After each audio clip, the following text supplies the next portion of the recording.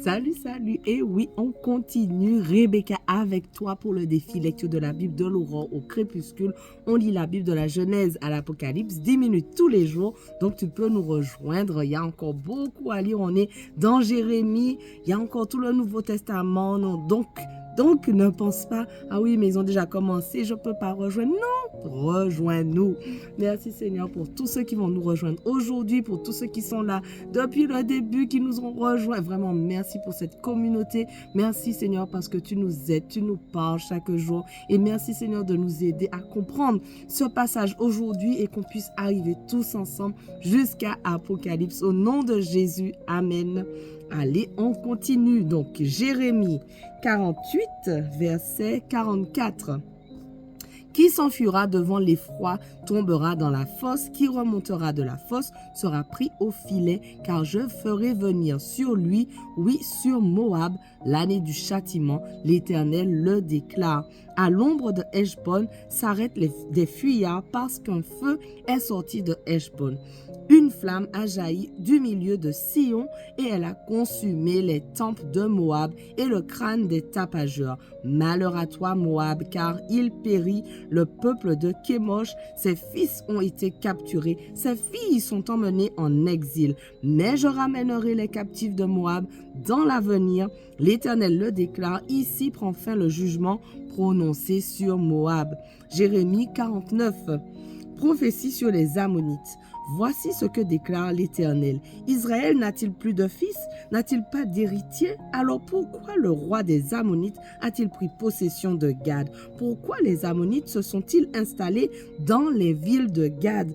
C'est pourquoi le temps vient, l'Éternel le déclare, où je ferai entendre les cris de guerre contre Rabat des Ammonites. Elle sera changée en un site de ruines et toutes ses bourgades seront livrées au feu. Israël spoliera ceux qui l'auront spolié, l'Éternel le déclare. Lamente-toi, Heshbon, car Haï est dévasté. Poussez des cris, village de Rabat. Revêtez-vous d'un habit de toile de sac, lamentez-vous, errez le long des haies, car le roi ammonite partira en exil, ses prêtres, ses ministres s'en iront avec lui. Pourquoi te glorifier de tes vallées? Oui, de tes vallées ruisselantes, peuple rebelle. Tu places ta confiance dans tes trésors, disant, qui viendra m'attaquer? Je fais venir l'épouvante sur toi de tous tes alentours, l'Éternel le déclare. Le Seigneur des armées célestes et vous serez chassés, chacun droit devant soi. Il n'y aura personne qui rassemblera les fuyards. Mais plus tard, cependant, moi je ramènerai les captifs ammonites, l'Éternel le déclare. Prophétie sur Édom. Voici ce que déclare le Seigneur des armées célestes, le peuple de Théman. N'a-t-il plus de sagesse? Et les gens clairvoyants n'ont-ils plus de conseils? Leur sagesse est-elle perdue? Fuyez, tournez le dos, cachez-vous dans des trous profonds et restez-y, habitants de Dédan. Car voici, je fais fondre sur Ésaü la ruine. Le moment est venu où il doit rendre compte. Si des vendangeurs pénétraient chez toi, ne laisserait-il pas que ceux qui se grappillent? Et s'il s'agissait de voleurs nocturnes, ne détruiraient-ils pas jusqu'à ce qu'ils en aient assez? Moi, je fouille Ésaü, je mets à découvert ses lieux secrets, il ne pourra pas se cacher. Tout est détruit, sa race, sa parenté et ses voisins, plus personne pour dire « Laisse tes orphelins, je les élèverai et que tes veuves se confient à mes soins. » Car voici ce que déclare l'Éternel, ceux qui n'étaient pas condamnés à boire cette coupe la boiront tout de même, et toi tu serais acquitté? Non, certainement pas, tu ne seras pas acquitté et tu devras boire la coupe. J'en fais le serment par moi-même, l'Éternel le déclare, dévastation et destruction vont fondre sur Botsra, elle sera en proie à l'opprobre et à la malédiction, et toutes ses bourgades seront à tout jamais un tas de ruines. J'ai entendu une nouvelle venant de l'Éternel, et un héros a été envoyé au milieu des nations. Rassemblez-vous et marchez contre lui. Levez-vous pour la guerre. Voici, je vais te rendre le plus petit des peuples, méprisé par les hommes. La peur que tu inspires et ton orgueil t'égarent, toi qui as ta demeure dans les creux des rochers et qui occupe le sommet des collines. Oui, comme l'aigle, tu élèves ton nid de là, je te ferai tomber, l'Éternel le déclare. Oui, Édom deviendra un endroit dévasté. Tous ceux qui passeront par là en seront horrifiés. Ils pousseront des cris à la vue de ses plaies. Il en sera comme lors de la catastrophe de Sodome et Gomorrhe et des villes voisines. L'Éternel le déclare. Il n'y aura personne qui y habitera et aucun être humain n'y séjournera plus. Voici comme un lion monte des forêts luxuriantes du Jourdain vers des enclos solides.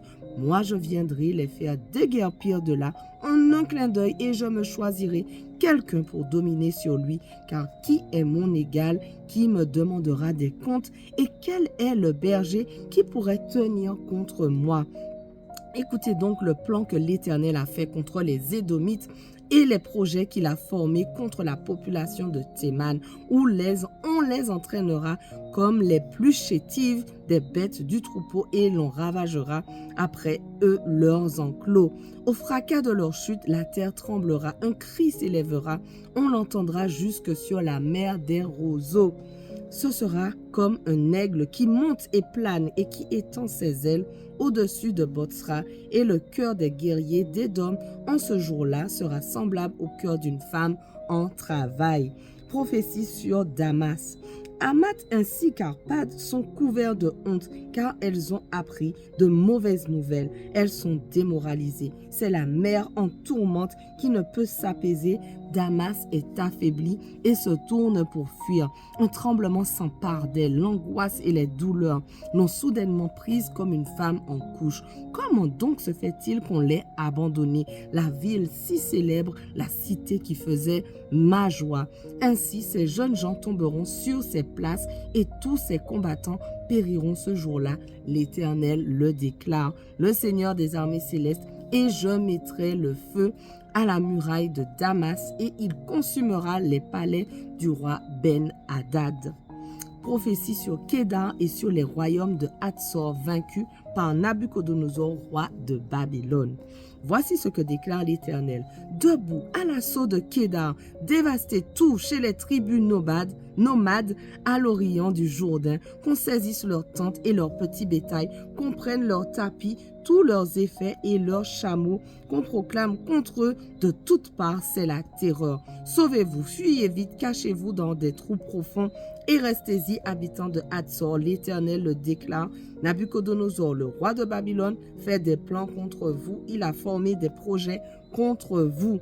Debout, déclare l'Éternel. Marchez contre ce peuple qui vit dans l'insouciance, dans la sécurité, sans avoir ni verrou ni porte. Ils demeurent à l'écart. Emparez-vous de leurs chameaux, faites de leurs nombreux troupeaux votre butin. Je disperse à tout vent ces hommes qui se rasent le haut des joues. Je fais venir leur ruine de tous côtés, l'Éternel le déclare. Et Hatzor deviendra un repère pour les chacals et pour toujours un endroit dévasté. Il n'y aura personne qui y habite et aucun être humain n'y séjournera plus. Voici le message que l'Éternel adressa au prophète Jérémie au sujet d'Élam au commencement du règne de Sédécias, roi de Juda. Voici ce que déclare le Seigneur des armées célestes. Moi, je vais briser l'arc d'Élam, principale arme de sa puissance. Je ferai venir sur lui 4 vents des 4 coins de l'horizon et je le disperserai à tout vent. Dans toutes les nations, on verra arriver des fugitifs d'Élam. Je remplirai des fois le cœur des Élamites devant leurs ennemis qui veulent les tuer. Je leur enverrai le malheur dans ma colère ardente. L'Éternel le déclare. Je lancerai l'épée à leur poursuite jusqu'à leur extermination. J'érigerai mon trône parmi les Élamites.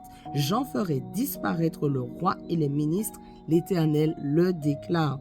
Mais par la suite, je ferai revenir les captifs Élamites. L'Éternel le déclare. Jérémie 50. Voici le message que l'Éternel communiqua par le prophète Jérémie au sujet de Babylone et du pays des Chaldéens. Proclamez la nouvelle chez les nations, publiez-la, élevez l'étendard. Oui, faites-la savoir et ne la cachez pas. Dites que Babylone est prise, Bel a perdu la face, Marduk est tout tremblant, ses statues sont honteuses et ses idoles tremblent. Voilà, notre passage du jour touche à sa fin, mais on continue dès demain. On ne lâche rien. Allez, sois bénis.